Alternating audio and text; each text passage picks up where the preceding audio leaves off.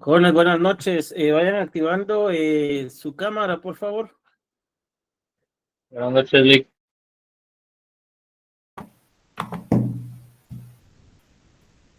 Buenas noches, Lick.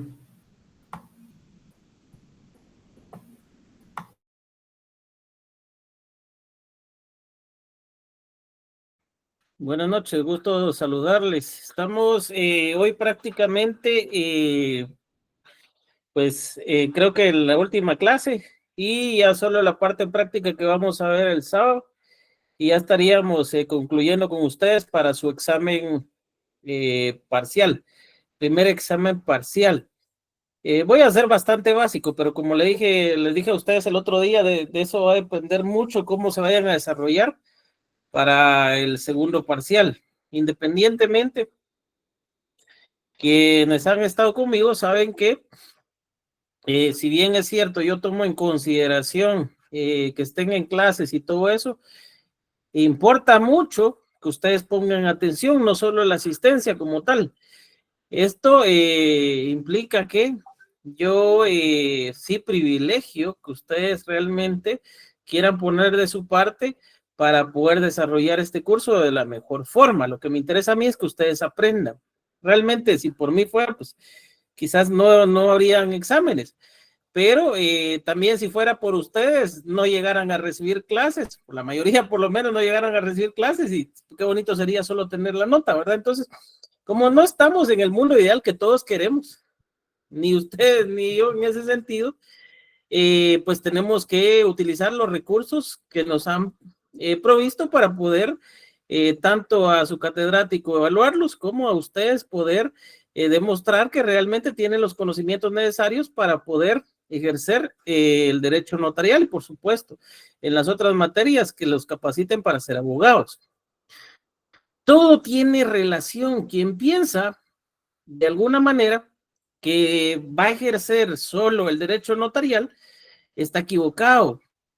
¿Por qué? Porque el derecho es uno y todo el derecho tiene relación. El día de hoy precisamente tenía Se está grabando continuación la de debate llamada. por un caso de usurpación agravada y se está discutiendo también la falsedad ideológica de unos documentos. Indudablemente, muy buen abogado puede ser, pero si no conoce de derecho notarial, va a quedar en blanco con la documentación que se le pone a la vista, con las pruebas que se adjuntan, saber cuáles se pueden admitir, cuáles no, saber qué tanta validez o el alcance de un documento notarial, cuáles son las obligaciones del notario, saber qué preguntas formularle al notario que autorizó los documentos. Ven, entonces es importante, todo el derecho tiene relación, todo el derecho, todo el derecho.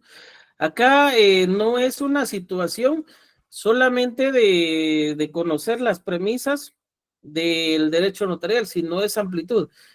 Pero hay cosas que ustedes tienen que tener una dirección personal para poder tratar como tal, estudiarlas por su cuenta y por supuesto venir a reforzar esos conocimientos. Este tema, vamos a hacer un match sobre temas que ustedes ya deberían de saber y vamos a terminar como tal repasándolo el mandato y ya viendo aristas que se tiene que tomar en cuenta, que no se tiene que tomar en cuenta, situaciones que normalmente se dan y les voy a mostrar documentos reales y vamos a partir analizándolos desde el documento como tal. ¿Qué me interesa ahorita para precisar sobre el tema que vimos ayer? La apostilla. Yo sé que este tema, pues ustedes ya se lo saben de memoria, y vuelvo a repetir cosas que ya se las deberían de saber. En mi mundo ideal como catedrático, yo infiero que ustedes ya se lo deberían de saber, pero vuelvo y repito, como no estamos en ese mundo ideal, hay un principio que yo aplico y por eso les vuelvo a explicar otra vez situaciones que ustedes ya deberían de saber acá. ¿Qué principio es ese, jóvenes? Indubio pro estudiante, licenciado. Exactamente. Entonces, la duda los favorece a ustedes y como tengo dudas, pues vamos a ver este tema nuevamente, a pesar de que ustedes ya se lo deberían de saber y lo manejan mejor que su servidor. Veamos, pues. cuando vemos el tema de la apostilla debemos de tomar en cuenta, este es un documento manejado por el Ministerio de Relaciones Exteriores. Entonces, analicemos lo que el Ministerio de Relaciones Exteriores pues toma en consideración para la apostilla como tal. No les voy a explicar qué es la apostilla. Pues ustedes ya saben que prácticamente la apostilla es un procedimiento, si lo quieren ver así abreviado, de los pases de ley. En lugar de los pases de ley, se apostilla el documento, de forma resumida. Pero ustedes, con ese amplio conocimiento, deben de tener pues una definición mucho mejor y más adaptada a la realidad que su servidor. Sin embargo, me interesa cómo es que se va a adaptar. ¿Cuándo es aplicable la apostilla? Y el Ministerio de Relaciones Exteriores toma en consideración, en primer lugar, si el país del que proviene el documento público es parte de la convención. Entonces, ¿qué se tiene que saber para si se tiene que apostillar o van pases de ley? Si el país está sujeto a la convención y si no, pues corresponden pases de ley. Eso es en principio. Y hay algunos países que, pues, por la costumbre de nosotros como notarios, ya sabemos que es parte de la convención, entonces ya no revisamos. Si el país donde surtirá efectos, dos, si el país donde va a surtir efectos ese documento, también es parte de la convención. Es decir, el país del que proviene y el país donde surtirá efectos el documento, es decir, a dónde va. Posteriormente también se tiene que analizar si el país en donde el documento público se utilizará requiere una apostilla para reconocerlo como un documento público extranjero. Es decir, si ese documento ha reconocido la convención, quiere decir, y hay que ver, analizar la ley para determinar si es necesaria la apostilla. Ahora, sí, ese país tiene otro tipo de situaciones, de acuerdo a su regulación, pues posiblemente requerirá lo correspondiente a los pases de ley, ¿sí? Pero, por ejemplo, en Guatemala, que es lo que me interesa que ustedes entiendan, es ver si el documento público del que va a venir el documento, pues ya tiene, si Guatemala está sujeta a la convención y ese país también, ese documento debe de venir apostillado.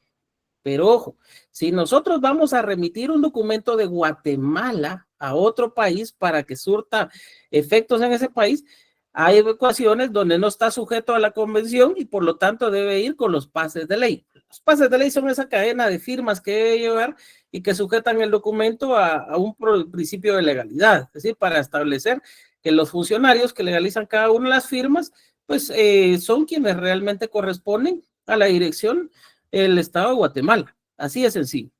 Pero en el caso de Guatemala, pues un documento viene apostillado, no hay ningún problema. ¿Ya? La otra situación, si la ley del estado de origen del documento lo clasifica como un documento público, eso también es muy importante. Hay cosas que yo no voy a tomar en consideración porque no los quiero enredar. Como le digo, ustedes son los expertos acá. Me interesa es que entendamos este tema, la apostilla. Así de sencillo. Continuando con el tema, vamos a encontrar que cada país, bueno, ¿en dónde se solicita una apostilla? Cada país de parte de la convención debe designar una o varias autoridades para apostillar. Estas se denominan autoridades competentes. En Guatemala, jóvenes, ¿cuál es esa autoridad? Ahí lo El tienen. Ministerio de Relaciones Ministerio de Exteriores. Relaciones Exteriores. Exactamente, Ministerio de Relaciones Exteriores, pero van a encontrar algunos países que obviamente tienen a varias autoridades, no solo una. La convención no hace referencia al valor de una apostilla, por eso es que cada estado tiene un valor diferente. Algunos estados cobran por la emisión de una apostilla y los precios varían entre países, por eso no va a ser siempre el mismo valor a pesar de que están sujetos a la misma convención. En el caso de Guatemala, no tiene costo, pero debe, o sea, cuando dicen es que cobran tanto por la pastilla, no es eso. Lo que debe satisfacerse es el impuesto al que se refiere el artículo, el numeral 2 del artículo 5 de la ley de timbres fiscales. Este debe ser del valor de 10 quetzales únicamente. Sandra Noemi Rack, por favor, ya estamos grabando la clase. No esté grabando porque así no altera la función acá, por favor.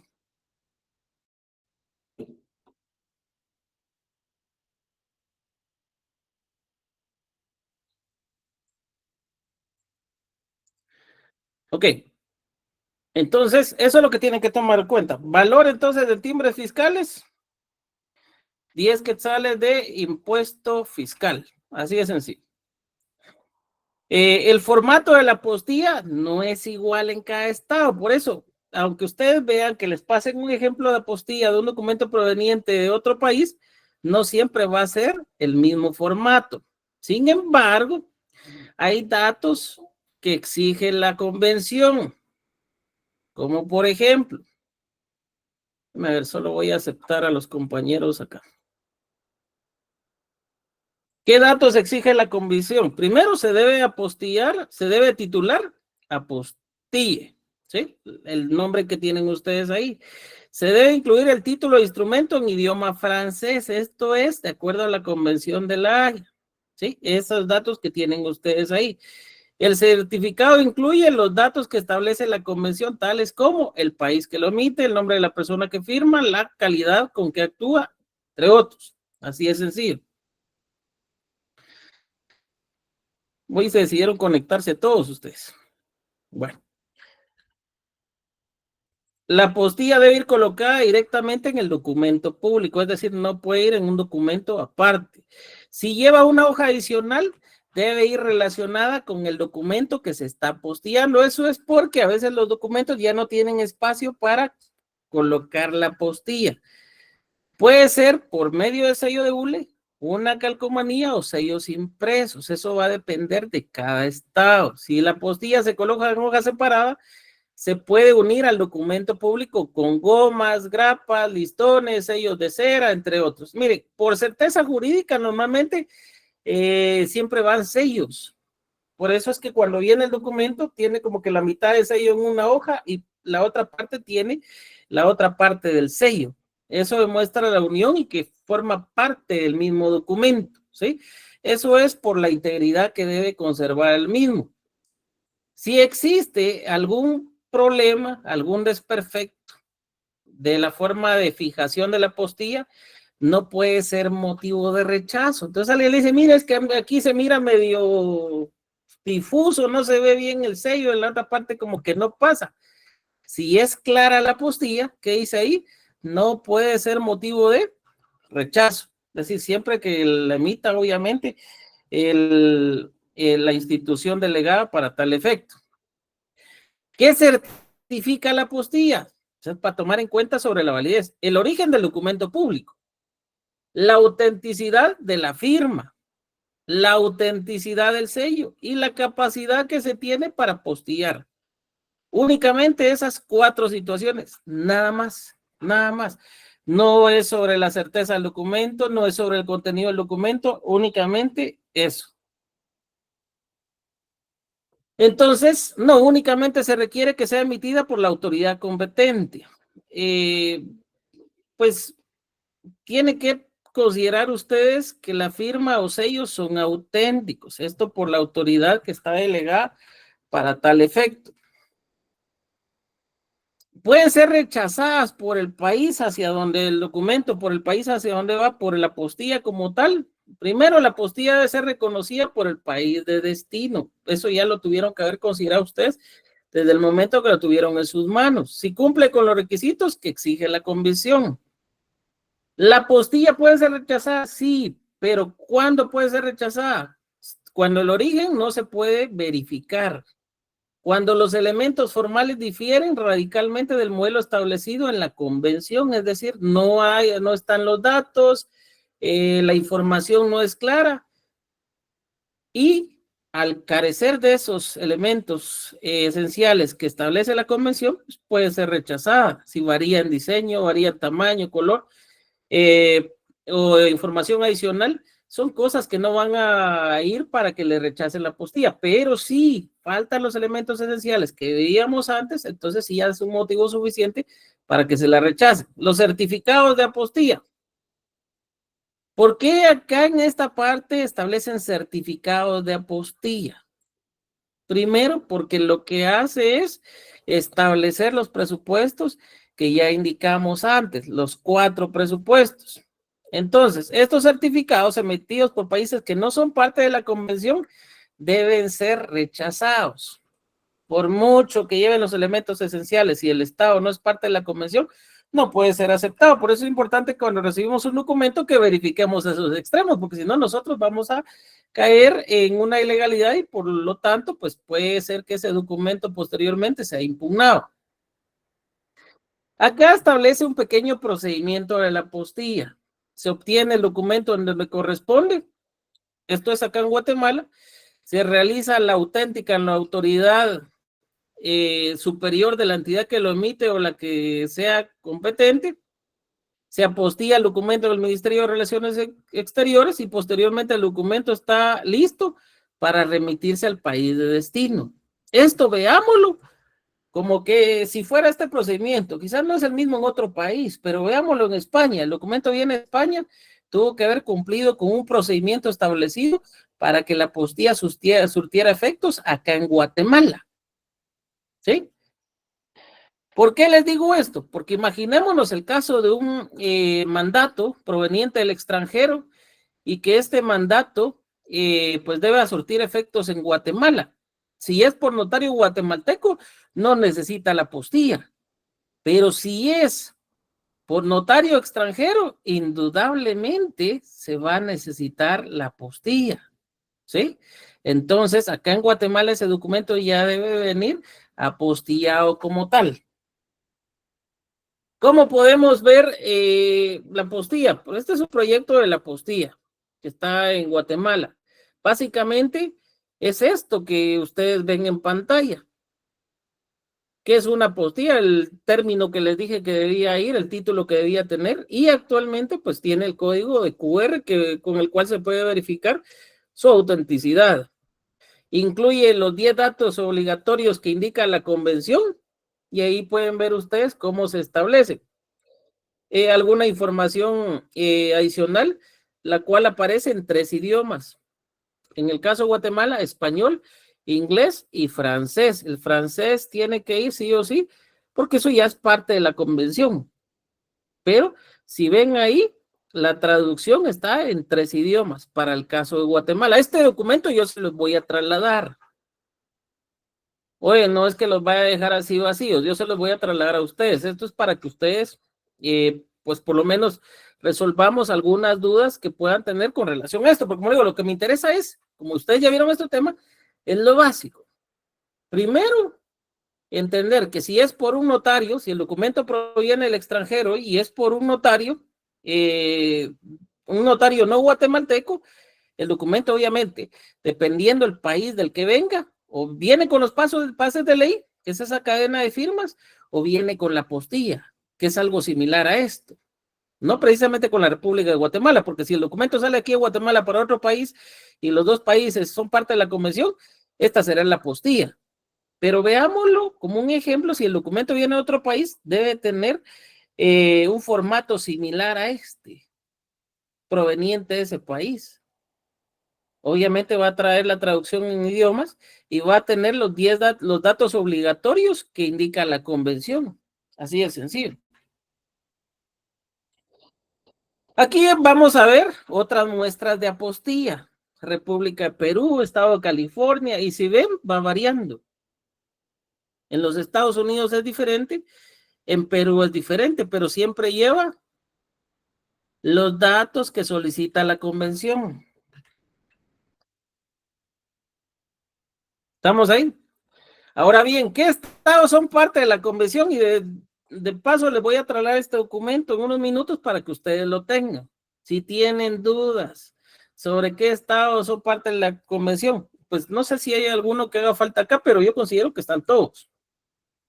De todas maneras, si ustedes puedan verificar, sería excelente. Esto les va a servir para el ejercicio profesional. Pero aquí tienen un listado donde pueden ver a Guatemala, Honduras, Hungría, Islandia, India, Irlanda, está Italia, y ven una serie de países, está Chile también, Grecia, Alemania, Francia, Ecuador, Salvador, República Dominicana, Dinamarca, República Checa, está Colombia también, Venezuela, España. Bueno, están prácticamente los países que son parte o pertenecen a la zona Schengen en Europa. Entonces, aquí van a tener el listado. No quiero que se lo aprendan de memoria, pero por lo menos que tengan este archivo y lo guarden en un lugar especial porque para el ejercicio profesional les va a servir. Bueno, esto es en cuanto a la apostilla. ¿Dudas sobre esto? Y pasamos al siguiente tema porque la tenemos cargada hoy. ¿Dudas? ¿Ninguna? Sencillo, ¿verdad? No les digo, pues esto ya lo dominan ustedes mejor que yo. Bueno, siguiente tema.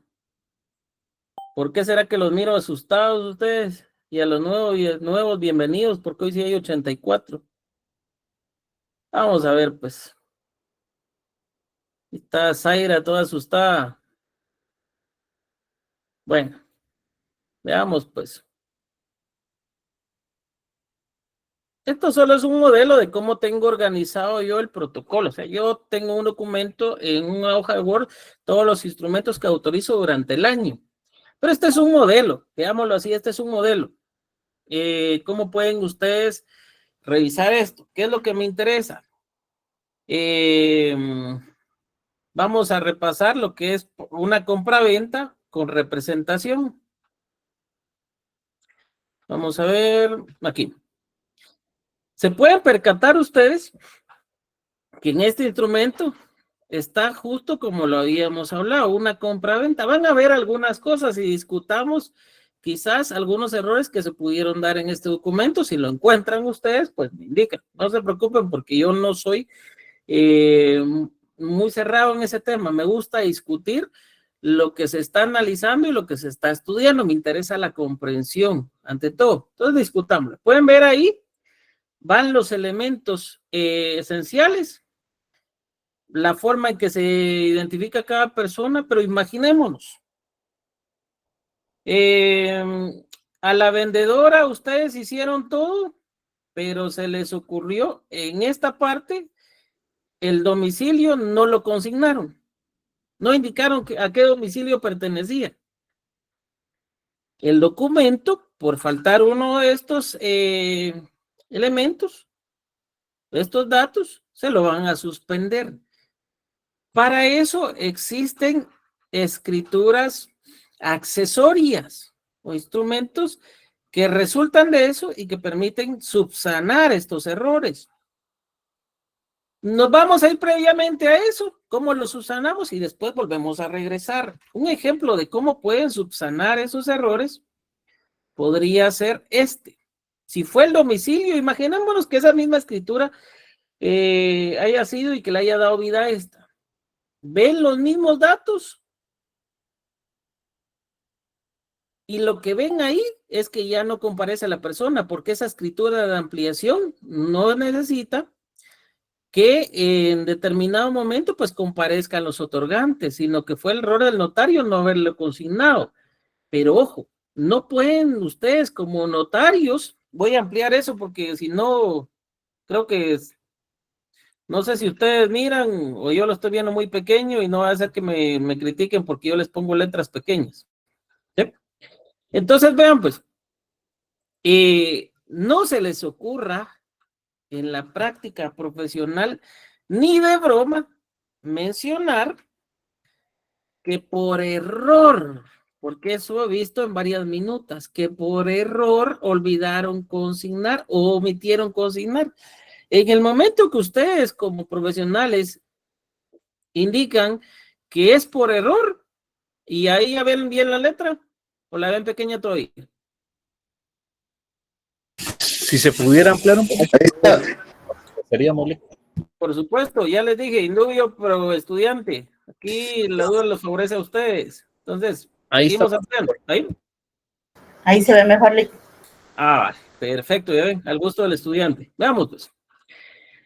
Entonces, si ustedes indican que por error olvidaron consignar, están aceptando responsabilidad. Recuerden, el notario tiene responsabilidad en el ejercicio. Tengan cuidado con lo que escriben y cómo lo escriben. Entonces, yo les aconsejo esta forma. Respeto en la práctica profesional cómo lo pueden hacer o cómo lo vayan a hacer, pero para este curso, si yo les presento una escritura con errores, les voy a pedir que ustedes la subsanen. ¿Cuál va a ser la forma de subsanar esos errores? Esta que les estoy presentando acá podría ser un buen formato para que ustedes lo analicen y posteriormente lo puedan mejorar si ustedes quieren. Acá ven ustedes únicamente que yo hago ver la facultad que tengo y dónde la tengo para poder ampliar esa escritura. Y los antecedentes. Ahí estoy utilizando un epígrafe. Con fecha 14 de septiembre de 2023, autoricé la escritura pública 10, que contiene contrato de compraventa de fracción. Y ahí hay un pequeño error, esta mayúscula, pero bueno. Contrato de compraventa de fracción de bien inmueble rústico. Si se dan cuenta, ahí estoy estableciendo hasta la naturaleza del bien, en las condiciones y pactos que se encuentran ahí estipulados. Así de sencillo. Segunda, en tal sentido, por existir omisiones, se procede a ampliar la escritura antes consignada en lo siguiente. Les pregunto, ¿fue necesario que yo dijera que por error omití consignar? No. ¿O que por error se omitió consignar? No, solo hice ver que se iba a ampliar por existir ciertas omisiones y listo. Y empiezo a detallar cuáles son esas omisiones. Y acá, por haberse omitido indicar el domicilio de la compradora, se hace constar que la señora Wendy, ok, es del domicilio del departamento de Guatemala. Y posteriormente, si solo eso voy a ampliar, vean cómo se termina, es lo más fácil que hay. En los términos expuestos, amplío el instrumento público identificado en la cláusula primera. ¿Por qué? Porque lo estoy haciendo yo como notario. Manifestando además que el mismo sigue guardando toda su fuerza, validez y efectos legales, el cual ratifico en todas y cada una de sus partes.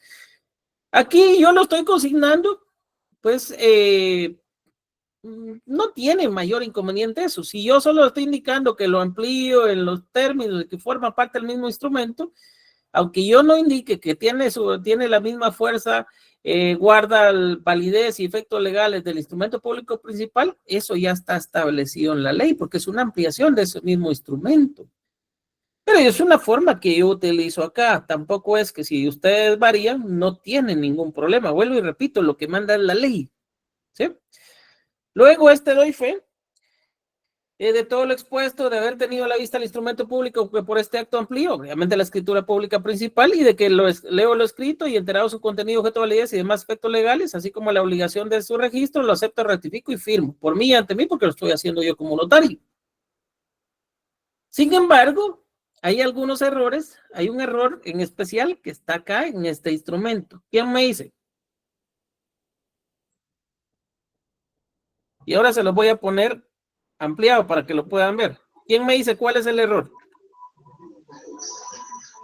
Licenciado, solo dice del departamento de Guatemala, pero no está especificada la dirección exacta. No hace falta que esté la dirección exacta, porque lo que se omitió fue el domicilio, no la residencia. ¿Sí?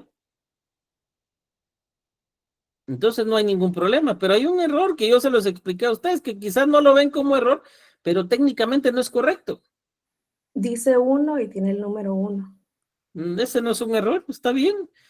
Ya les expliqué que indicar escritura, les pregunto, si ustedes están realizando un contrato de compraventa, ¿cuál va a ser el instrumento para que ese negocio jurídico tenga validez o para poder plasmar ese negocio jurídico? Ahorita voy, Marlon. ¿Cuál va a ser ese instrumento? La escritura pública, de acuerdo al artículo 8, escrituras públicas, actas de protocolación, razones de legalización y otros documentos que el notario registra conformidad con la ley. Es decir, cada uno tiene su naturaleza y sirve para un efecto. Las escrituras públicas sirven para establecer o plasmar negocios jurídicos. Esa es una de sus bases. Entonces, indudablemente, si yo indico escritura, ya pues obviamente es una escritura, Lo que me pide la ley es únicamente tener un orden, respetar un orden, que los números vayan de forma consecutiva, no vaya 1, 3, 5, 10, no, 1, 2, 3, 4, todos los números siguiendo un orden, de acuerdo al protocolo. Y si ustedes indican en escritura número, peor aún, porque técnicamente están redundando. El 1 es un número de por sí, y encima lo consigno entre paréntesis, no hace falta que yo indique que es número. ¿Cuál es el detalle técnico acá que yo tengo y que no es, pues, de acuerdo a nuestra Real Academia Española o de acuerdo a las reglas ortográficas? No debería plasmarse de esa forma. Wendy Elizabeth Maldonado Poma, todo va en mayúsculas, abuso de mayúsculas. ¿Ven? Sí, Marlon. Luego está también el doy fe. Marlon tenía su mano levantada.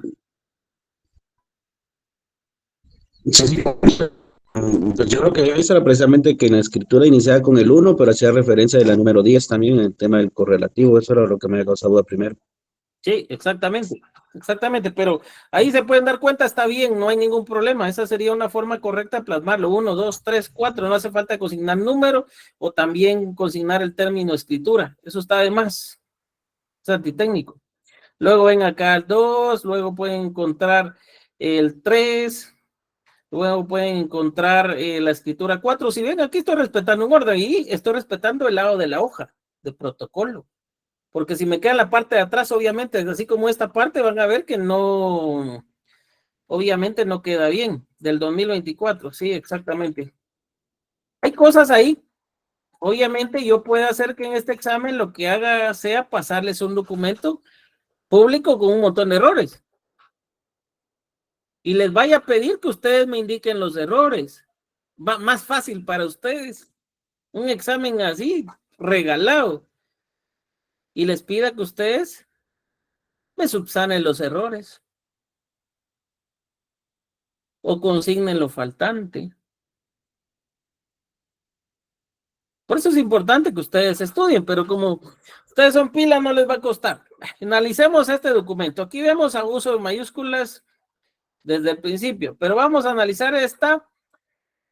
Es una compraventa. Bueno, veamos. Para seguir con el mismo contrato de traslado de dominio. Están todos los datos. Esto del domicilio, que si lo omitíamos ya vimos una forma de arreglarlo. En este caso no la hay. El domicilio sí se está consignando. Vamos a pasarnos de ahí, saltarnos hasta la parte compradora.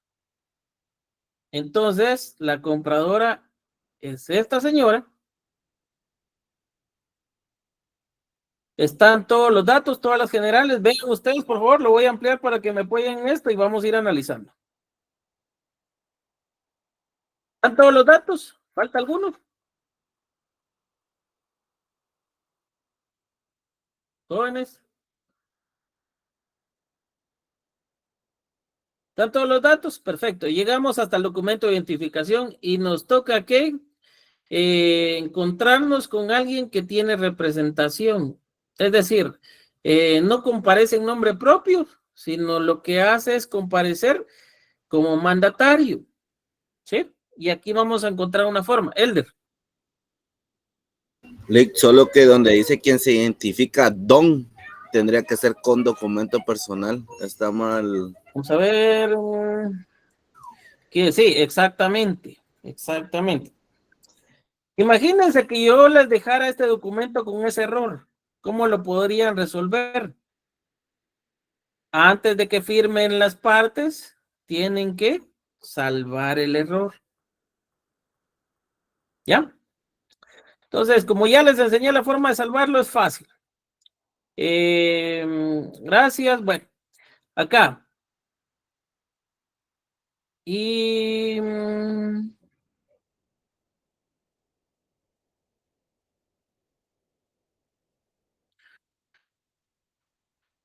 esta representación la hice grande, pero no es necesario que vaya todo eso. Sin embargo, por certeza jurídica, Porque tuve dudas en algunas cosas, decidí consignarlo así, pero esta podría ser una forma. La vendedora, cuando ya terminé de identificarla, establezco la calidad. Quien comparece como mandataria especial con representación, mandato especial. Del señor, ¿de quién? Calidad que acredita por medio del testimonio y la escritura pública. Ahí se dan cuenta que hay otro error. ¿Cuál es el error? Jóvenes. La palabra no. Sí, se está redundando ya por sí el número. La escritura pública 168. Autorizar la ciudad de Guatemala el 11 de junio del año 2024 por la notaria. A veces, muchas veces no establece, sino el lugar lo establece de esa forma y nosotros no podemos consignar un dato que no está en la escritura. Por eso es que yo no me atrevería en un documento donde la notaria ha puesto la ciudad de Guatemala, no me atrevería a plasmarla en el municipio y departamento de Guatemala, porque eso no fue lo que consignó la notaria. Por eso ahí sí tengo que consignar tal como el notario o la notaria consignó o estableció en ese documento. Por eso es que indico ahí, autorizada en la ciudad de Guatemala, el 11 de junio del año 2024. ¿Qué otro error ven ahí ustedes? Año. Exactamente. Además, establezco el nombre del notario autorizante y ahí pues eso, aunque no lo indicara, ya se sabe pues que obviamente ese documento tuvo que estar debidamente operado, pero si por certeza jurídica lo quieren consignar, que contiene protocolización del mandato especial con representación otorgado por este señor a favor de la compradora en la ciudad de Los Ángeles, Estado de California, Estados Unidos de América, con fecha 3 de junio del año 2024, ante los oficios de la notaria guatemalteca Carolina Elizabeth Solís Alvarado. Hasta ahí. Y vean, todavía lo que me estaban preguntando, ¿en qué momento yo puedo consignar esto? El cual quedó debidamente operado en el registro electrónico de pobreza en la ciudad de Guatemala, la inscripción número 1, tal como aparece ahí, yo le quitaría 1, pero bueno, inscripción 1, como poder 752.953. Guión E. Y específicamente es este número que está ahí. Aquí vamos a encontrar dos situaciones, mandato o poder. ¿Quién me puede decir cuál es la diferencia entre mandato o poder o por qué hay dos términos? ¿Son diferentes documentos o es el mismo? ¿Quién me dice? El mandato es algo que se define por cierto tiempo y el poder es solo para utilizarse una vez. No.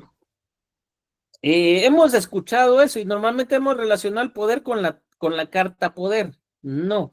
De hecho, es algo más técnico, quizás, pienso yo. Cuando nosotros, como notarios, elaboramos el documento, estamos frente a un mandato.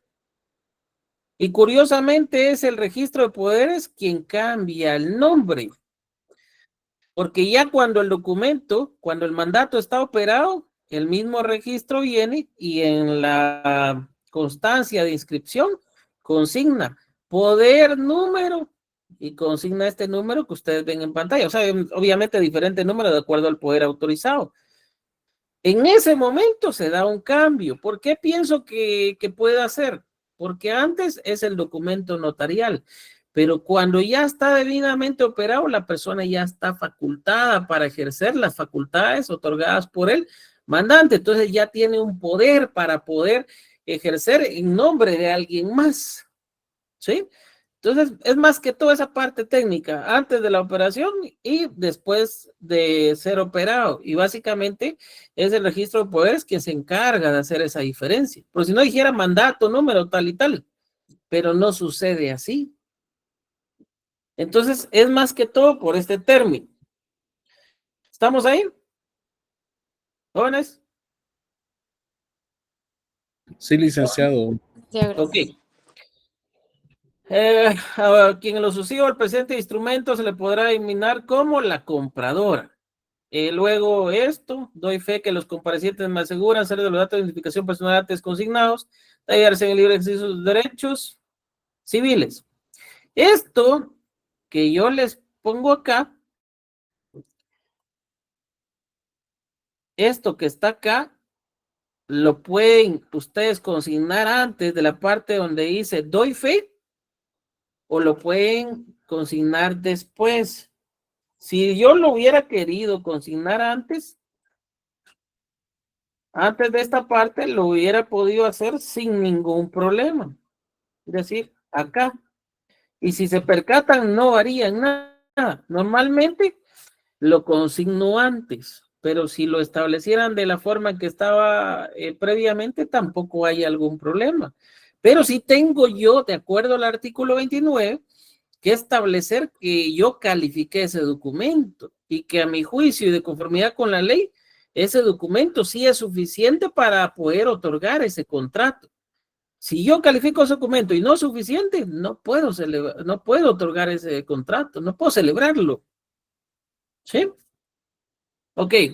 Ven acá ustedes, luego el objeto como tal de la escritura. Compraventa de bien inmueble rústico, de conformidad con las siguientes cláusulas. Antecedentes, obviamente que la señora es propietaria, luego medidas y colindancias que aparecen en su primera inscripción de dominio, todo lo que ya analizamos, y luego cómo acredita ese derecho de propiedad. Y acá pues establezco que es por medio del testimonio de la escritura pública autorizada, ver eso, quién la autorizó, el lugar, y obviamente ese documento lo tengo que tener a la vista. Me dice que es la propietaria, ¿eso cómo me lo acredita? ¿Con la certificación completa de la finca o me lo acredita por medio del testimonio? Y recuerda que yo como notario tengo que razonar después del testimonio. Segunda, el precio. ¿Se recuerdan la estructura de la compraventa? Esta es una compraventa sencilla, no lleva mayor inconveniente. El precio, 500 quetzales que tienen efectivo. Miren cuánto valió este bien, tiene de valor este bien, 500 quetzales en moneda de curso legal. Pregunta, ¿cuánto paga de impuesto notarial este bien? Un quetzal. Un quetzal. Exactamente, un quetzal. ¿De timbre qué? Timbre notarial. Notarial, exactamente. ¿Puede pagarlo con formulario? No. No hay formularios en cuanto al impuesto notarial, en el impuesto fiscal sí. El saneamiento. Está el saneamiento, está la advertencia que nos pide la ley también y la aceptación. Así de sencillo. Y está el cierre. Esto va de cajón, que todo lo escrito me fue expuesto y su contenido. Ahora bien, lo de los documentos. ¿Qué documentos tuvo que tener usted como notario cuando hizo esa escritura pública? Primero deben de tomar en consideración que yo tuve que tener los documentos de identificación, porque esos fueron los que establecí en el encabezado. Tuve que tenerlos a la vista. Entonces, segundo, el testimonio de la escritura, que yo ya dije en la parte de los antecedentes, que tuve a la vista ese documento. Tercero, hay representación, el documento con el cual acredita la representación. ¿Sí? Entonces, todos los documentos que yo relacioné y que yo indiqué que tuve a la vista tienen que estar ahí. Por eso es que cuando yo establezco acá esto, tengo que indicar que sí tuve a la vista todos esos documentos, que tuve a la vista los documentos personales de identificación de los comparecientes, así como el testimonio de la escritura pública con la cual la compradora acredita la calidad con la que actúa y el testimonio de la escritura pública en el cual la vendedora acredita su derecho de propiedad, documentos descritos con anterioridad dentro del presente instrumento público. Algunos notarios consignan que tuve a la vista los documentos relacionados en el presente instrumento. Así de sencillo. Sin mayor problema. Yo prefiero describirlos por certeza jurídica. Que advertí la advertencia a los otorgantes de los efectos legales y que esa escritura debe de registrarse. Si yo no les advierto de la operación registral de ese instrumento, me van a suspender el instrumento, porque una de mis obligaciones era advertirles a ellos de esos efectos registrales. ¿Eh? Luego leo lo escrito de los otorgantes, quienes enterados su contenido, objeto, validez y demás efectos legales, lo aceptan, ratifican y firman únicamente la compradora, no así la vendedora, quien por no saber firmar, deja la huella dactilar del dedo pulgar de la mano derecha y firma su ruego el testigo, la testigo civilmente capaz, idónea y de conocimiento del notario, la señora Odilia Agustín Ortiz de Vázquez. ¿Debía consignar el documento personal de ella ahí? No, porque yo ya establecí que es de conocimiento de del notario. ¿Sí? Entonces, unos requisitos, testigo civilmente capaz, idóneo y de conocimiento del notario, y eso basta para que eso surta los efectos legales. Así es sencillo. Este es un repaso de manera muy general. ¿Dudas? ¿Dudas sobre esto? Y pasamos al otro. ¿Dudas? ¿Estamos bien? Uri. El orden de los documentos no necesariamente tiene que ir con el orden como fueron citados en el instrumento, licenciado, porque en la primera hicimos la representación y después vino Ahí no es necesario que vaya en el orden, pero si usted quiere ir de esa forma, de forma técnica, sí es bueno tomarlo. De hecho, usted en el instrumento puede ir calificándolo, decir, me hizo falta esto, este documento también lo tengo, este documento. Entonces, lo puede hacer en el orden tal como usted lo estableció en el instrumento público. No hay ningún problema. ¿Ya? Okay. Gracias, licenciado. Vale. ¿Alguien más? ¿Estamos? Entremos de lleno a lo más bonito, pues. Redacción de los mandatos. Ya el día de ayer vimos la parte teórica. ¿Cuándo es mandato especial? ¿Cuándo es mandato general? ¿Cuándo debe llevar cláusula especial? Veamos acá un mandato. Lo que ustedes ya saben. Lugar y fecha, la individualización de los otorgantes y lo que cambia es el elemento personal en el encabezado. Miren, está variando, no se duerma Oscar, está variando, pues aquí está lloviendo, no sé con ustedes, pero no se duerman. Vean pues, lo que varía en el encabezado de esos instrumentos es el elemento personal. Aquí es vendedor, comprador, acá es mandante, mandatario. ¿Sí? ¿Estamos ahí?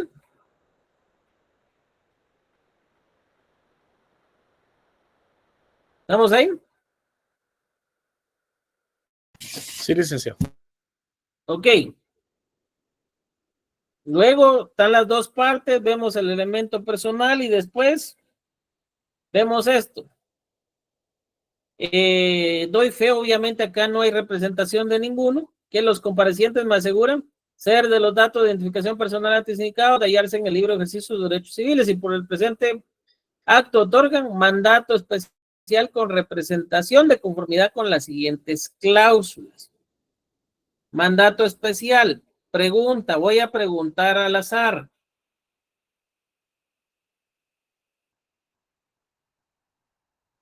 Luisa María Vázquez, ¿cuándo se puede otorgar mandato especial y cuándo se puede otorgar mandato general? Mandato general. Buenas noches, licenciado. Mandato general cuando se le ceden todas las facultades y mandato especial cuando solo es una u otra. Varias que tienen o algunas que tienen que ver, es decir, son facultades específicas. Obviamente no pueden ser muy diferentes, tienen que ir relacionadas. ¿Estamos ahí? Mandato general, todos los negocios del poder dante. Mandato especial, se limita a uno o más negocios relacionados a un mismo aspecto del poder dante.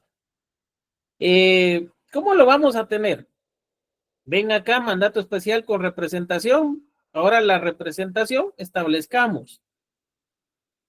Ustedes, qué montón de mujeres tengo en la clase. Mario Augusto Toledo, ¿cuándo se otorga un mandato con representación y cuándo sin representación?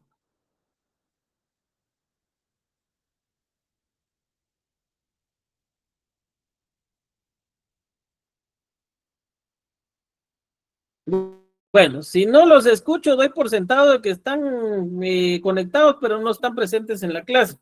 Perdón, licenciado, ayer le escuché algo de esto, pero ahorita lo estaba queriendo recordar, pero no lo ubico bien. No lo ubica, ok. Vámonos a la siguiente persona, pues. Está lloviendo fuerte y se va la señal, cabo, antes. Ahora es esa excusa. Bueno, Oscar José Arroyave, por favor, indíquenos cuándo hay representación y cuándo no hay representación. Buenas noches, licenciado. Buenas noches.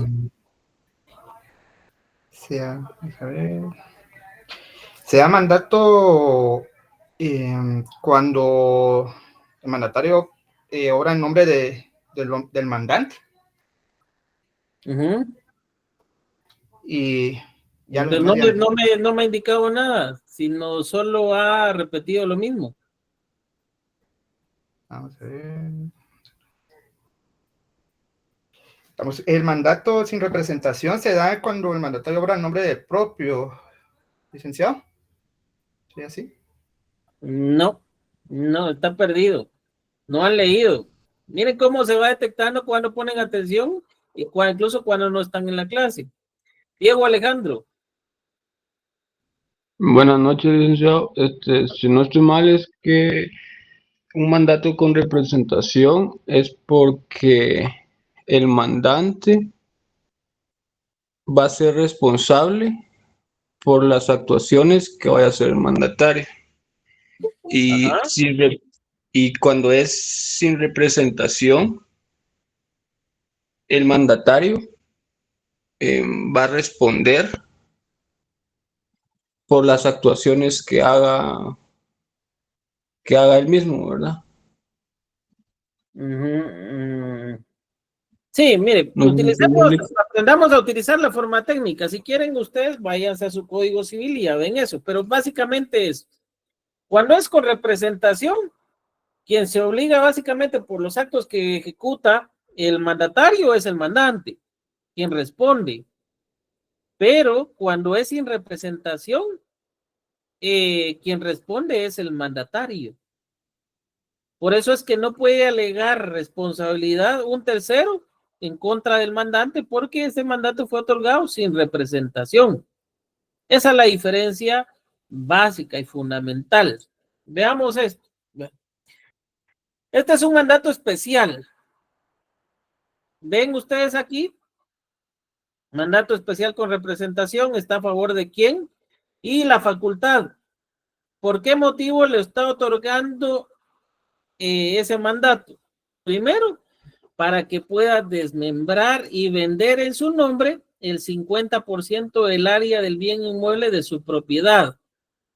Identificado en el Registro General de la Propiedad como finca 156, folio 156 del libro 517 de Chimaltenango, con el área de medidas y con intereses que constan en su primera inscripción de dominio, lo cual acredita ahí va al acreditamiento del derecho de propiedad. ¿Cuáles son las facultades? Desmembrar y vender una parte de ese derecho de propiedad en su nombre. Tiene dos facultades otorgadas, si se dan cuenta están relacionadas. Posteriormente dice, continúa manifestando la mandante que la desmembración que se realice, ojo, correspondiente al 50% del área del bien inmueble de su propiedad identificado en la cláusula primera de este instrumento deberá ser vendida a favor del señor hasta el nombre. Establece a nombre de quién, otra facultad. Esa fracción solo se la puede vender a una persona. Si se la vende a alguien más, no tiene esa facultad. Desmembrar y vender. Vender a nombre de quién o a favor de quién, a favor de esta persona. ¿Sí?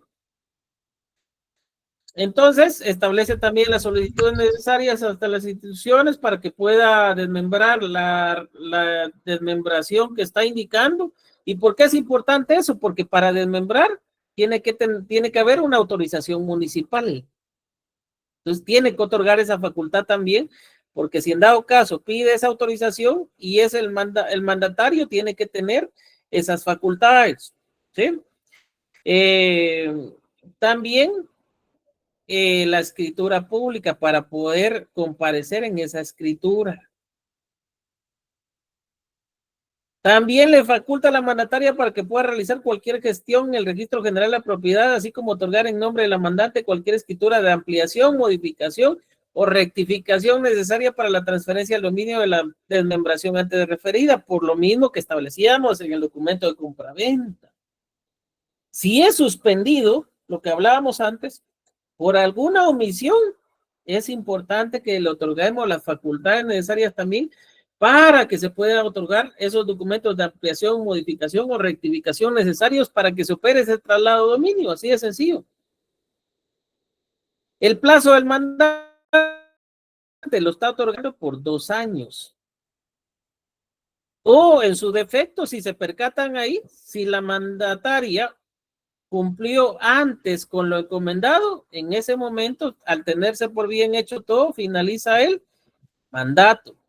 Y dice, el mandato, entendido que el mandato lo ejecuta la mandataria en forma gratuita y se obliga a rendir cuentas de su gestión en el momento de haberle dado cumplimiento a lo encomendado, finalizado el plazo de este mandato. Tiene que dar cuenta de su gestión.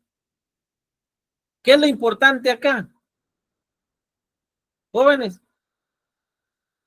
¿qué es lo importante en esta parte? Si es gratuito, ¿qué requisito debe de cumplirse? La aceptación expresa, licenciado.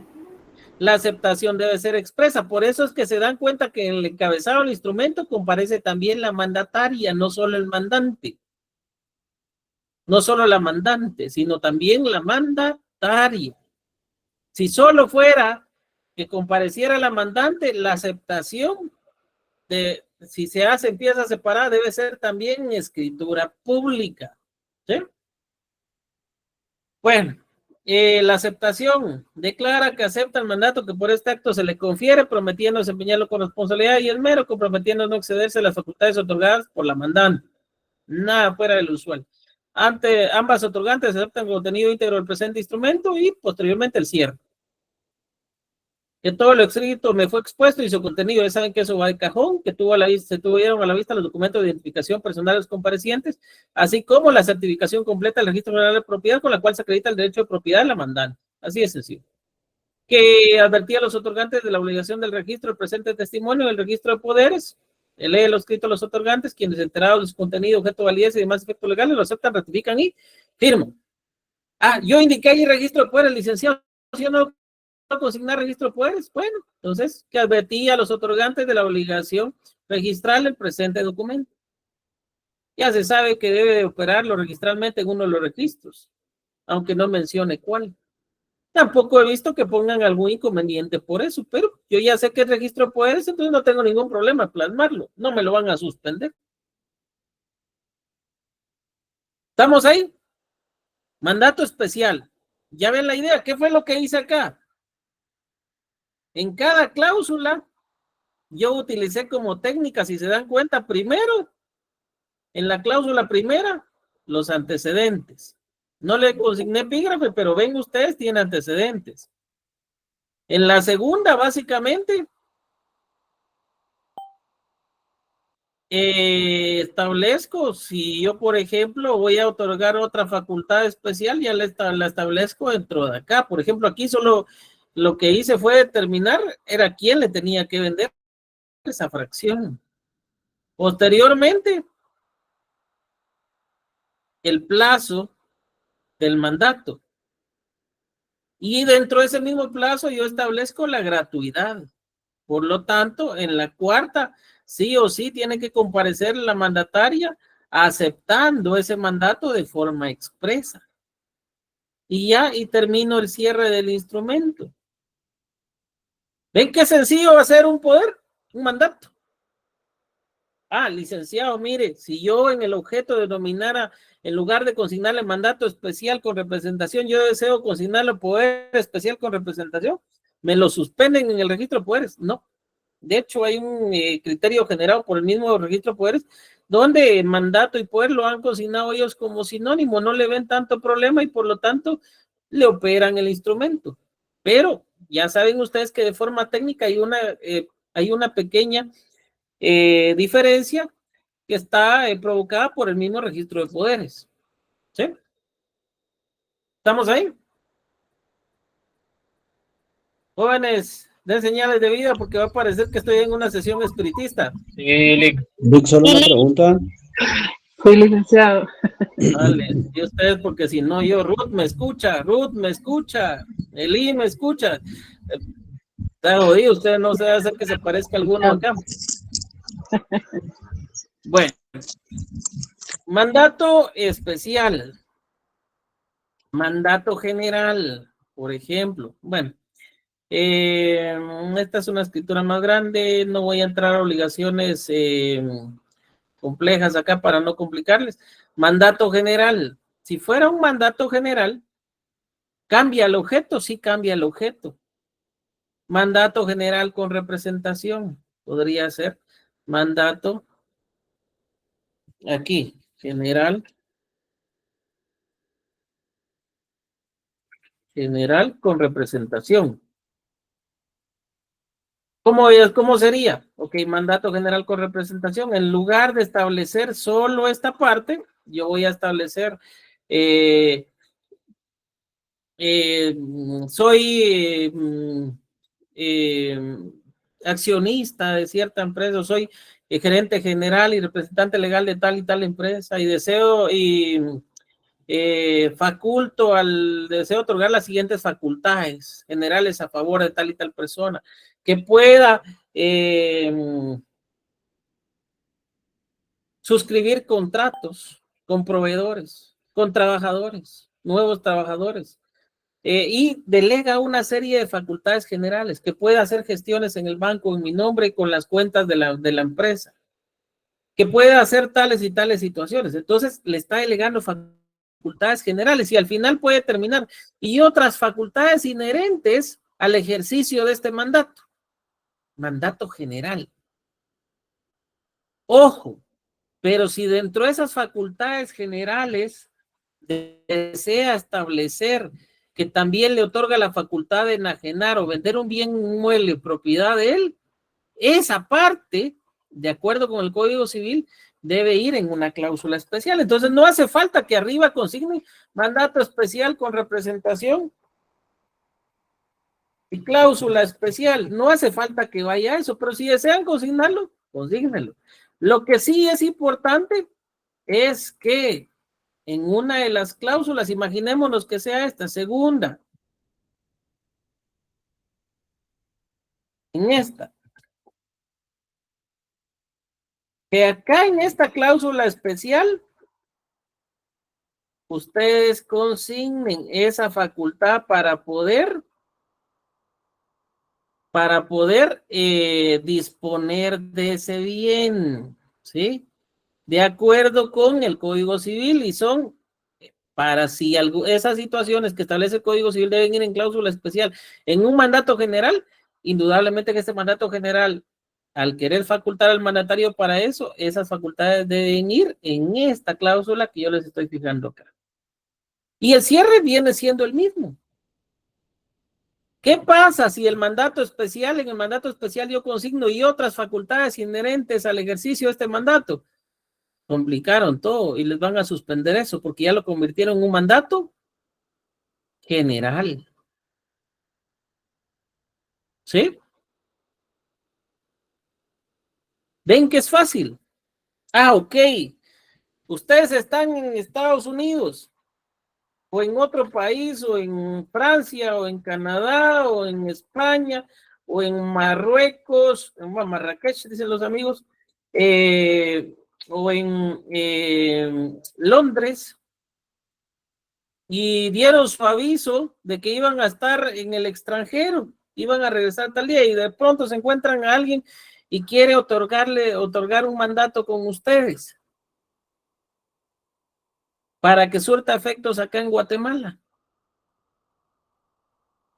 Si es en Londres, le va a pagar, ustedes pueden cobrar en libras esterlinas, se rayaron. La libra esterlina está mucho más cara que el euro. Si es en España, en Madrid, por ejemplo, o en Francia, los países que están dentro de la zona Schengen, el euro. Pueden cobrar en euros. Pero los honorarios son independientes al mandato como tal. ¿Cómo podría ser el mandato? Ya saben que va a ser en hojas simples. Obviamente no les vayan a poner el número ni de broma. Pero imaginemos este formato, sin el número. No va a ir municipio de Guatemala porque es el lugar y la fecha de otorgamiento, el lugar donde están otorgándolo. Si es en Londres, obviamente deben consignar Londres, la fecha, ustedes como notarios, y en la parte del notario, muchos colegas, no está establecido en la ley, pero consignan notario de la República de Guatemala, colegiado activo, tal y tal, y ahí consignan el número de colegiado. Y todo lo demás es exactamente lo mismo, pero como normalmente en el extranjero solo está el mandato ahí y es para que un guatemalteco o alguien más ejerza la representación acá en Guatemala, normalmente solo lo otorga el mandante. Por lo tanto, la mandataria o el mandatario no está. Entonces, ese doy fe va solo para que el compareciente le asegura ser de los datos de identificación antes consignados y hallarse en libre ejercicio de sus derechos civiles. Así de sencillo. Si en ese mandato estableció que el mandato iba a ser gratuito, cuando venga a Guatemala, en la protocolización puede hacer comparecer al mandatario a favor de quien se extendió ese mandato para que él acepte la gratuidad del mandato, porque tiene que ser de forma expresa. Si no lo hace y lo protocoliza, en una escritura aparte tiene que constar la aceptación de ese mandato para poder realizar las facultades. Porque si lo presenta sin esa aceptación expresa, se lo van a suspender en el registro de poderes. Ahora, no consignó si el mandato era gratuito o era oneroso. Mejor aún, porque por naturaleza el mandato es eminentemente oneroso. Entonces se entiende que el mandato es oneroso y se lo van a operar en el registro. No hace falta que la aceptación sea de forma expresa, salvo cuando hay algunas facultades que sí deben de quedar de forma expresa. Oye, pero acá, ven, es exactamente lo mismo, solo varía esto. De ahí todas las facultades, todo lo demás va igual. Son formatos que les van a dar a ustedes la facilidad de no complicarse. Por eso es un tema o una cláusula, un tema o una cláusula y así organizan la estructura del instrumento que están redactando. ¿Estamos ahí? ¿Jóvenes? ¿Estamos ahí? Sí, licenciado. Sí, licenciado. Ok, antes de pasar al siguiente tema, dudas, jóvenes, por favor, dudas. ¿Dudas?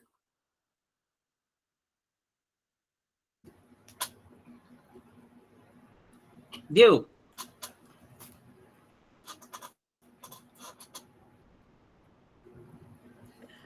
Diego, su duda, Yuri también. No sé quién quiere preguntar de los dos antes de. Yo, licenciado, una preguntita, a ver si le entendí bien. El mandato general puede llevar varias cláusulas dependiendo a lo que se le esté definiendo. En el caso de cláusula especial, podríamos decir que únicamente va a llevar para el negocio que se vaya a contratar, ya sea por ejemplo, si es la compraventa, pues solo para la compraventa. Miren, el mandato especial puede ser por diferentes situaciones. Pero si yo quiero relacionarlo en una sola cláusula, lo puedo hacer. Si quiero hacerlo en varias cláusulas, siempre y cuando tenga relación una con la otra, también lo puedo hacer, como en ese caso que les presenté. Eso sí, ordenen sus ideas.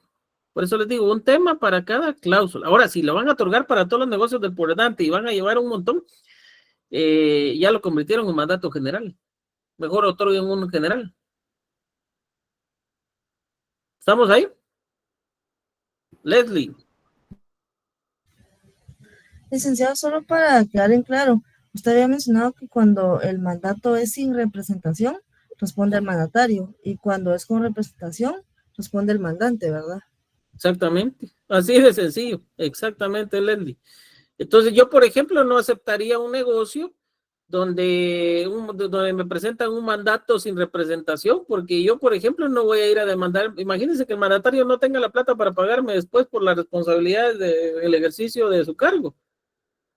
No voy a demandar al mandante, aunque a pesar de que el otro haya ido con un mandato, sino tengo que irme en contra del mandatario. Y eso es bien delicado, entonces tengo que cuidar ese tipo de situaciones, ¿sí? Entonces yo voy a pedir un mandato con representación y aunque se molesten. ¿Estamos ahí? ¿Más dudas? Bueno. Hablen ahora o callen para siempre, como que si fueran a contraer matrimonio. Bueno, Manuel. Licenciado, disculpe. Cuando el mandato es a título gratuito, usted mencionaba que es en escritura donde tenemos que hacer constar la aceptación expresa. Si es proveniente del extranjero, si el mandato es proveniente del extranjero, si no, aquí mismo puede, en la misma escritura donde hacen comparecer al mandante, hace comparecer al mandatario, y ahí mismo hace la aceptación. Si no, puede ser solo el mandante, pero ya saben que en una escritura aparte el mandatario tiene que comparecer a otorgar esa aceptación. ¿Sí?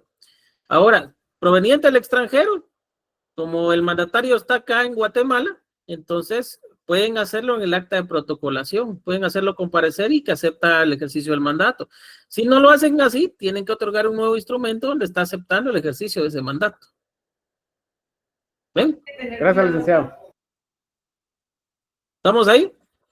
Mónica Hernández, José Carlos, Luisa María, ¿estamos?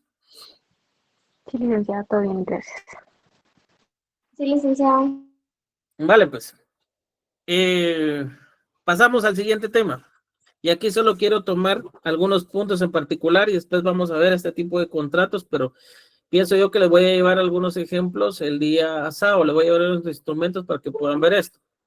Pero sí me interesa lo siguiente, la promesa de compraventa. La opción no la voy a tomar tanto, eso más que todo lo veo yo más en mercantil, pero la promesa como tal, el contrato de promesa de compraventa. Y les voy a hacer referencia a algunas situaciones. De acuerdo a la ley, se puede asumir por contrato la obligación de celebrar un contrato futuro. Entonces, ¿qué quiere decir? Que el contrato de promesa es un contrato preparatorio, prepara un contrato futuro. ¿Qué casos yo les puedo decir de la práctica notarial? Y les voy a hablar cosas claras. El derecho notarial al desnudo, así de sencillo, les puede pasar a ustedes. De hecho, yo sí he denunciado a estas personas por ese tipo de situaciones, porque muchas veces esos contratos, esas promesas de compraventa no las quieren operar en el registro. Pero, por ejemplo, yo he tenido varios casos, les voy a decir uno en particular. Una persona viene, él compraba bienes inmuebles y después los revendía, los vendía a alguien más. En esta ocasión, esta persona viene y pacta la compraventa de un terreno rústico a las orillas de una población. Posteriormente encuentra a alguien interesado, pero ojo, todavía el terreno no lo había comprado. Solo ya se lo habían ofrecido, le habían dicho que lo fuera a ver, se lo presentaron. Él dijo que si podía ir a verlo en otras ocasiones y llevar a su familia, dijo él. Entonces, encontró a alguien interesado, llegó, vio el negocio, que le podía, el terreno lo compró en 50,000 quetzales. Y a la persona se le ofreció en 200,000. ¿Cuánto le estaba ganando ahí? 150,000 quetzales. Pero todavía no se lo habían vendido a él. Entonces él no era el propietario, no podía vender. ¿Qué fue lo que hizo? Fue con un notario de su confianza. Hicieron una promesa pública de compraventa, pero lo hicieron en los antecedentes, hicieron referencia de que ese bien, que él solo tenía derechos posesorios sobre ese bien, que era poseedor de un terreno.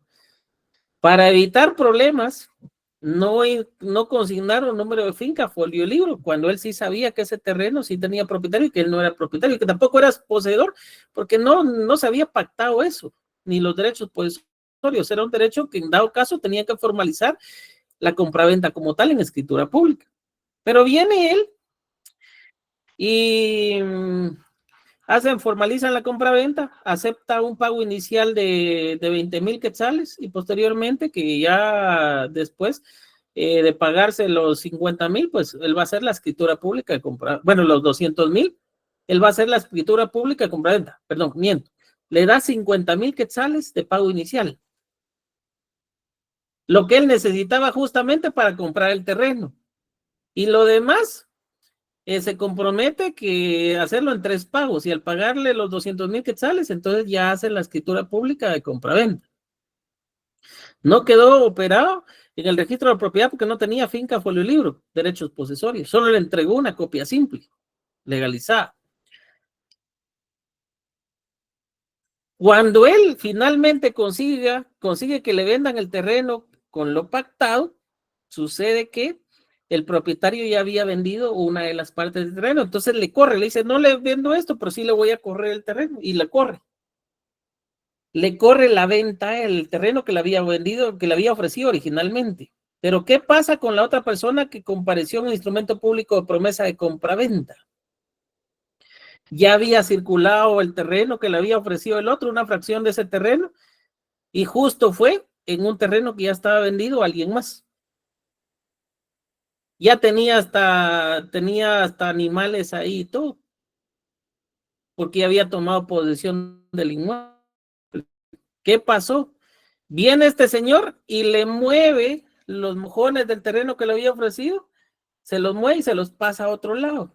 Le cambió del lugar del terreno que le había ofrecido, y cuando llegó le dice, mire, es que yo me tomé la molestia porque aquí está mejor y le voy a dar 2 metros más el terreno para hacer su escritura. Le dice, miren, no, porque yo quería esta parte porque estaba en la esquina, la parte de aquí yo puedo solicitar fácilmente el servicio de agua a la municipalidad, no me van a poner peros, y mira, ahí aunque me dé esos 2 metros, me trae muchos problemas, porque me va a salir más caro. Y entonces, como no está de acuerdo, le pide su dinero de vuelta al señor, porque él había pagado los 200,000. Y él le dice que ya no le puede devolver nada. Bueno, se dan una serie de problemas, y luego le dice que le va a pagar, pero entonces que acepte ese terreno, que acepte el terreno en compraventa, y que acepte que él ese terreno lo hipoteque, y que del dinero que le van a dar de la hipoteca, que le van a dar por el préstamo, que va a solicitarle al banco, que ese dinero se lo va a dar a él, y que él le va a ir pagando al banco. ¿Quién que era el sujeto obligado ahí? ¿El que puso en garantía su terreno o el que pedía el préstamo?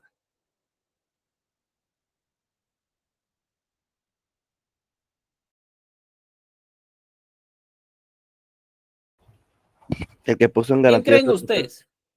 Exactamente, porque él iba a tener que ir prácticamente al banco a aceptar que estaba sacando ese préstamo para pagarse a sí mismo. Vean qué ilógico eso. Entonces viene, me contacta, yo hablo con él, incluso me dice, mire, es que este terreno, yo incluso llegué al lugar para tratar de buscarle una solución pacífica. Hablamos sobre cómo corregir eso, cómo darle más beneficios a él, donde él incluso solicitaba la instalación del servicio de agua, donde él iba a hacer todos los trámites. Y en el camino se atraviesan otros notarios y le dan otras formas de solucionarlo, y me dice, mire, con usted ya no. Perfecto.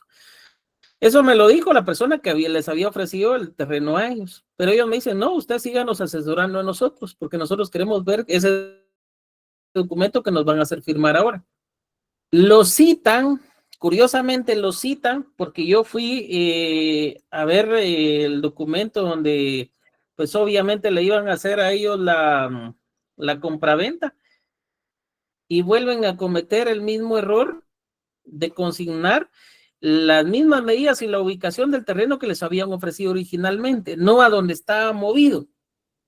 Y yo le pregunto, mire, ya se percató que le están ofreciendo el mismo terreno donde lo habían movido y que ese terreno aparentemente ya no es de él. Y él dice, no, es mío, ese terreno también me pertenece. Entonces sí se los puedo dar, según él, para cumplir con lo que les había ofrecido y no devolver el terreno. Bueno, ellos van posteriormente, ya habiendo revisado, ya con esas aclaraciones, acuden a la oficina de la notaria que lo citó en Antigua Guatemala. La notaria no estaba presente, sino le pide favor a la secretaria y a otros dos que se hicieron pasar por abogados ahí, que únicamente le pasaran el documento a la señora, la escritura, para que firmara. Y proceden a la compraventa.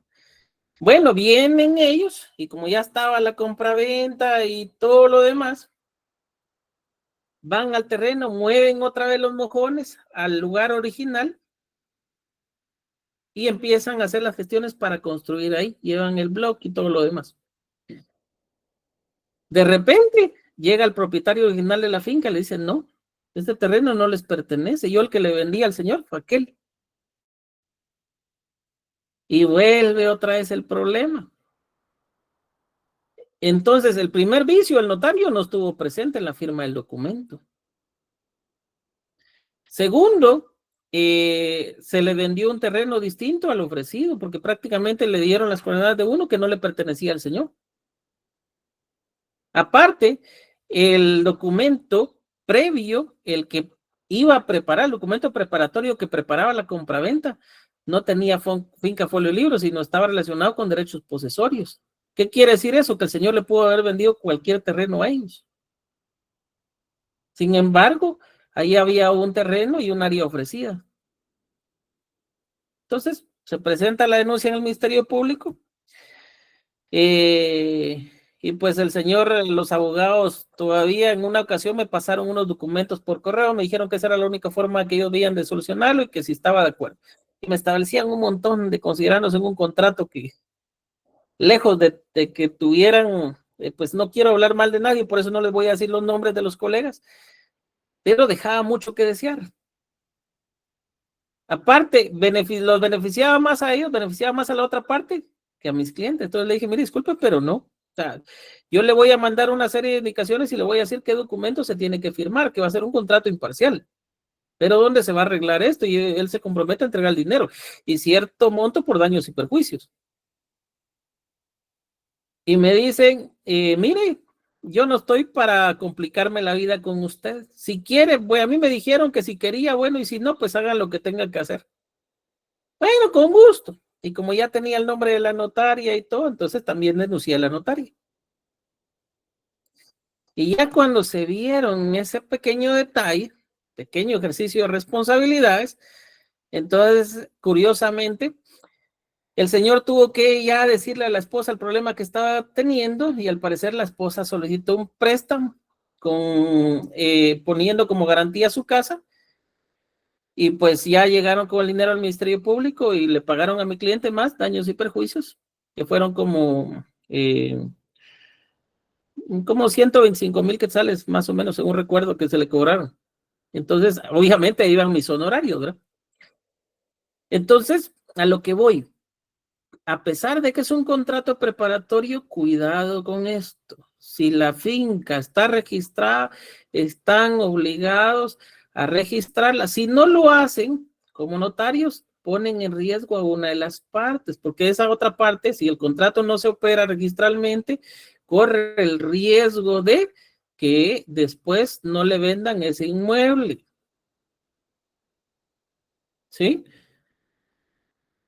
Entonces tienen que tener cuidado con eso.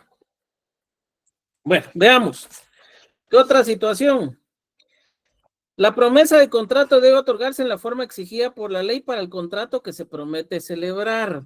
Obviamente, si es referente a bienes inmuebles, debe ir en escritura pública. La promesa de contrato puede ser unilateral o bilateral. Bueno. Veamos lo anterior, analicemos. La promesa de contrato debe otorgarse en la forma exigida por la ley para el contrato que se promete celebrar. Promesa de compraventa de bien inmueble, el contrato principal va a ser compraventa de bien inmueble. Entonces, esta compraventa de bien inmueble debe celebrarse en escritura pública. Por lo tanto, el contrato preparatorio también debe ser en escritura pública. Esa promesa será así. Puede ser unilateral o bilateral. La promesa unilateral es la estipulación que una persona hace a favor de otra, así de sencillo. otorgándole la opción de adquirir una cosa o un derecho en las condiciones pactadas y por el tiempo convenido. Y aquí establece, la opción puede ser contrato independiente o celebrarse con pacto accesorio de otro. Normalmente esto, como ejemplo quizás inmediato para que ustedes lo entiendan, ven en los escaparates quizás una moto y les dice 6,000 quetzales, tiempo limitado de tal y tal y tal fecha. Es una opción. Ustedes deciden si aceptan eso o no lo aceptan. ¿Sí? Es una unilateral, solo la persona está haciendo la oferta. Pero en el caso de la promesa como tal, el 1679, ahí se obligan a ambas partes. Y les da derecho a ambos de exigir la celebración del contrato prometido de entero acuerdo con lo estipulado. Es decir, ambas partes se comprometen. Uno, si es una promesa de compra-venta, uno se compromete a pagar por ese bien y al momento de finalizarse el pago, pues el otro se compromete a celebrar el contrato de traslado de dominio, que es el contrato de compra-venta. Entonces, hay una reciprocidad de obligaciones. Cuando la promesa se refiere a la enajenación de bienes inmuebles o derechos reales sobre los mismos, el contrato debe inscribirse en el registro de la propiedad. Así de sencillo. El plazo en el contrato, y esto es muy importante, si quieren pónganle ahí una calaverita. El plazo en el contrato de promesa no podrá exceder de 2 años si se tratare de bienes inmuebles o derechos reales sobre los mismos. Otorgamiento de servidumbre. Y de 1 año si se tratara de otros bienes o prestaciones. Aunque ustedes no lo crean, he visto promesas de compraventa que hacen con plazo de 6 años. Y acá ven ustedes una limitación al contrato de promesa de compraventa. Si es de bienes inmuebles, 2 años. Así de sencillo. Si no se fija plazo convencional, se entenderá que las partes se sujetan al plazo señalado en el artículo anterior. Es decir, no hay plazo, se entiende que deben de cumplir de conformidad con la ley. Ojo con esto, el 1683. Si el promitente se negara a otorgar la escritura para dar forma legal al contrato prometido, en su rebeldía lo hará el juez. El juez cita a las partes, ve el contrato, el testimonio del contrato de compraventa que se propone como prueba, cita a las partes, y si no otorga el contrato de compraventa, el juez lo hace en su rebeldía. Y acá dice, salvo que la cosa haya pasado a terceros de buena fe. ¿Por qué? Si la persona, el propietario se adelantó y lo vendió a alguien más con tal de no perder. ¿Por qué pasa esto? Porque de repente vio que lo ofreció por 200,000, pero afuera encontró a alguien que le pagaba 400,000. La vendió y ya no le vendió a la persona con la que se inscribió el contrato promesa de compraventa. ¿Hay incumplimiento de contrato? Sí. ¿El juez puede otorgarle esa transferencia de dominio? Ya no, porque ese bien ya no le pertenece al propietario. ¿Cómo lo voy a demostrar yo? Obviamente una certificación completa de la finca. Pero ¿qué es lo que sucede ahí? Si pasó a tercero de buena fe, el comprador desconocía que existía un contrato de promesa de compraventa, porque no se enteró en el registro que había una operación, una promesa de compraventa sobre ese bien. Ese contrato o esa promesa de compraventa se resolverá en el pago de daños y perjuicios. Es decir, no solo daños, sino también perjuicios. Recuérdense, daños y perjuicios son 2 cosas separadas. ¿Quién me dice qué son los daños y quién me dice qué son los perjuicios? ¿Quién me dice? Les voy a poner un ejemplo. Ahorita voy, Edgar. A ver si usted concuerda conmigo. Alguien va en un taxi, lo colisionan. Los daños lo serán los daños materiales que tenga el vehículo. El vehículo se quedó inmovilizado, tienen que llevárselo en grúa, va a llevar un tiempo de reparación, pero era un taxi. ¿Qué va a dejar de percibir Edgar si es taxista? unos ingresos por el servicio que presta. Todos los días, Serían los entonces perjuicios. él va a dejar de percibir esas ganancias porque dependía de ese vehículo para poder sobrevivir. Esos son perjuicios.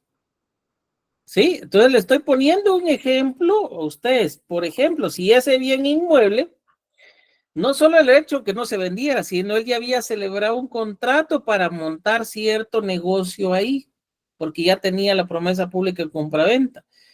Y no se da.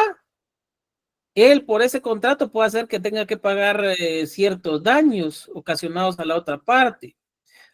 Fuera de, puede hacer que eso era su negocio, iba a formalizar ahí un negocio, entonces iba a percibir ciertas ganancias de eso. Pero al no celebrarse el contrato de compraventa en el momento indicado, dejó de percibir porque ya no encontró otro bien cercano. Entonces, perjuicios. Daños por no haberse celebrado la compraventa en sí. Obviamente esos son costos y perjuicios porque dejó de percibir cierta remuneración.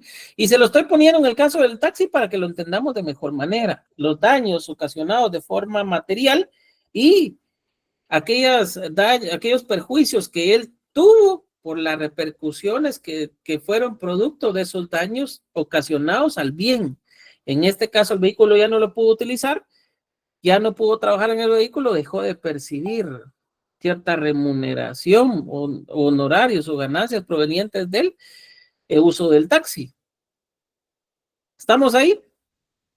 A ver, Edgar, ¿qué me iba a decir? ¿Estamos en eso? ¿Tenía otra opinión diferente? No, precisamente era eso porque es la más fácil de ejemplificar para entender los daños y perjuicios. Perfecto. ¿Alguien tiene una duda con esto? No se duerman ustedes, yo sé que es cansado a veces estar casi 2 horas acá, pero ya casi vamos a terminar. ¿Entendimos esto? Elisa Gastume. Tengo una duda en el contrato, en el contrato de la promesa de compraventa, no se menciona o no es requisito algo monetario. ¿Cómo así? Un adelanto o algo así, o sea, como para apartar la propiedad o algo así, que se pudiera dar cierta parte de lo que vale la propiedad. Indudablemente el contrato va a estar sujeto a estipulaciones, a ciertos acuerdos para poder cumplirse. Por ejemplo, si hay una promesa de compraventa, normalmente se paga un pago inicial y pagos posteriores, que es diferente a la compraventa con pacto de reserva de dominio. En la compraventa con pacto de reserva de dominio, que es lo que les sugiero mejor a algunos, queda en el registro de la propiedad y lo único que quedaría pendiente es darle el aviso al registro de la propiedad que ya se cumplió con los pagos estipulados y que proceda a operar el bien inmueble en su totalidad a favor de esa persona. En la promesa compraventa es diferente, se opera el contrato, pero se promete celebrar ese contrato de compraventa después. ¿Sí? Que sería el contrato principal.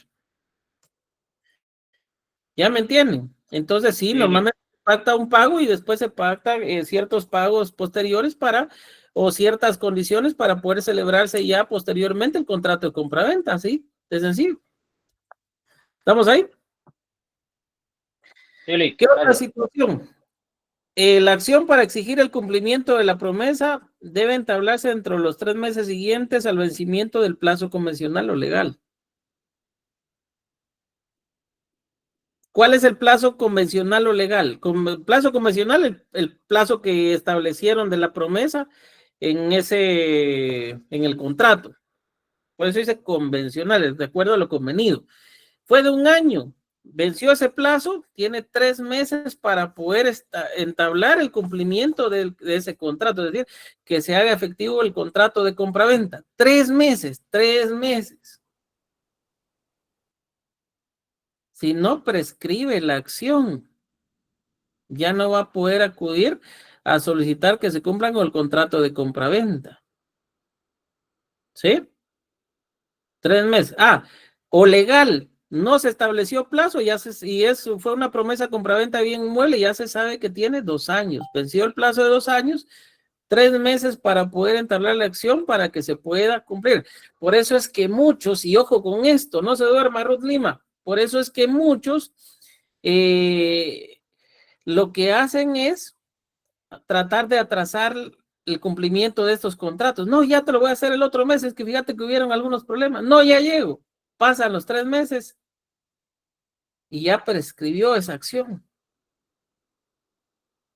Entonces, mucho ojo con eso y mucho cuidado. Cuando en la promesa se conviene en el pago de una multa sin expresar que este pago es sin perjuicio del cumplimiento del contrato, pagar la multa cesa la obligación de celebrar el contrato prometido únicamente.